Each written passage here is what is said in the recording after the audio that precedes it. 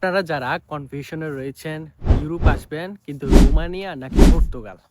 So আজকের ভিডিওতে আমি আলোচনা করব আপনারা রোমানিয়া সিলেক্ট করবেন নাকি পর্তুগাল সিলেক্ট করবেন, কোন দেশটা আপনার জন্য ভালো হতে যাচ্ছে। প্রথমত হচ্ছে দুই দেশ ইউরোপের দেশ, দুই দেশই সেনজেনভুক্ত একটি দেশ, দুই দেশই ইউরোপীয় ইউনিয়নের সদস্য। আর যদি ওয়েদারের কথা চিন্তা করি তাহলে রোমানিয়া হচ্ছে পর্তুগালের তুলনায় একটু ঠান্ডা, আর পর্তুগাল ওয়েদারের দিক দিয়ে একটু বেটার রয়েছে। পর্তুগাল ইউরোপের মধ্যে একটা বেস্ট ওয়েদারের কান্ট্রি। এখন হচ্ছে ভিসার ক্ষেত্রে কোন দেশের ভিসা তুলনামূলক একটু সহজ। যদিও বা দুই দেশের জন্যই আপনাদের ইন্ডিয়া যাওয়া লাগবে, কিন্তু পর্তুগালের ভিসা রোমানিয়ার ভিসার তুলনায় একটু সহজ রয়েছে। এটার কারণ হচ্ছে আপনি যখন পর্তুগালের এম্বাসিতে আপনার ফাইল সাবমিট করবেন, আপনার সমস্ত ডকুমেন্ট যদি ঠিক থাকে আপনি পর্তুগালের ভিসা পেয়ে যাবেন।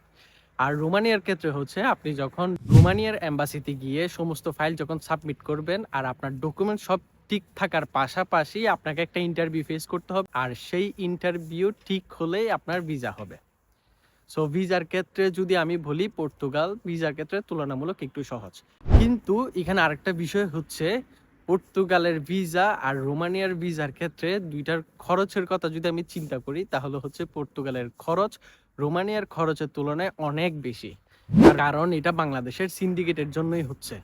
বাংলাদেশ সিন্ডিকেটটা এমন একটা সিন্ডিকেট তৈরি করছে যেই দেশের পর্তুগালের জন্য আপনি যদি ফাইল জমা দিতে যান তাহলে হচ্ছে আপনার ভিসার কস্টিং লাগবে হচ্ছে 20 লাখ টাকা থেকে 25 লাখ টাকা। আর সেই ক্ষেত্রে আপনি যদি রোমানিয়ার জন্য ফাইল জমা দেন তাহলে আপনি 10 থেকে 15 লাখ টাকার ভিতরে আপনার ভিসা পেয়ে যাবেন।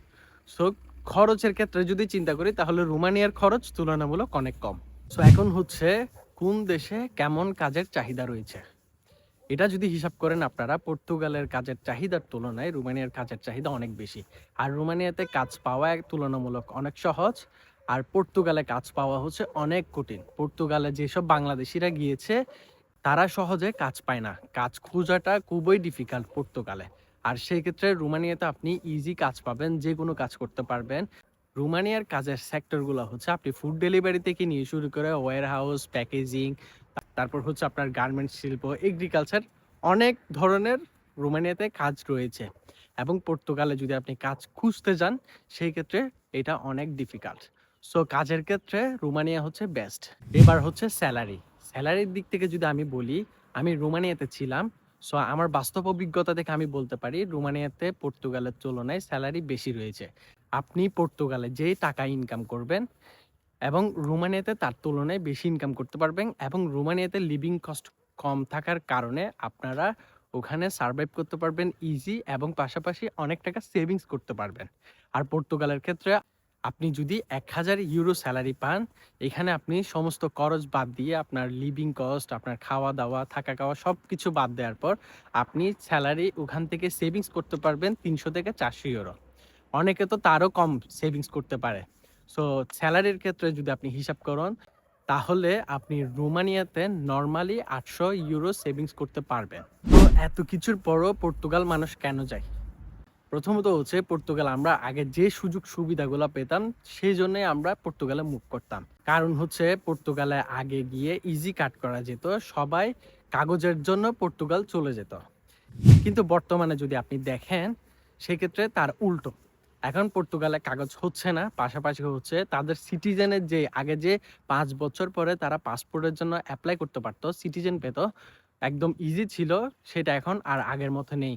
এখন পর্তুগালে সিটিজেন পাওয়া তুলনামূলক অনেক কঠিন, এবং সেটা 10 বছর করে দিয়েছে। আর এটার দিক দিয়ে যদি আপনি চিন্তা করেন রোমানিয়ার ক্ষেত্রে, রোমানিয়াতে সেম অন্যান্য ইউরোপের রাষ্ট্রগুলোর মতোই 5 বছর পর আপনি অ্যাপ্লিকেশন করতে পারবেন। সো রোমানিয়াতে যদি আপনি 5 বছর স্টে করেন আপনি সিটিজেনের জন্য এলিজিবল, আপনি পিআর পাবেন, পিআর পরে আপনি পাসপোর্টের জন্য অ্যাপ্লাই করতে পারবেন। সো সব দিক থেকে বিবেচনা করে দেখার পর পর্তুগাল কিন্তু এখন আগের মতো নেই।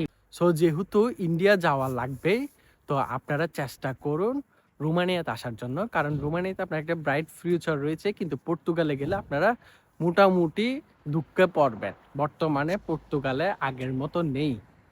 সো আপনারা যারা চিন্তা করছেন ইউরোপ আসবেন, রোমানিয়া নাকি পর্তুগাল, সো আপনারা যদি চেষ্টা করেন রোমানিয়াতে আসার জন্য এটা আপনাদের জন্য ভালো হবে। তো আশা করি বুঝতে পারছেন। ধন্যবাদ। আসসালামু আলাইকুম।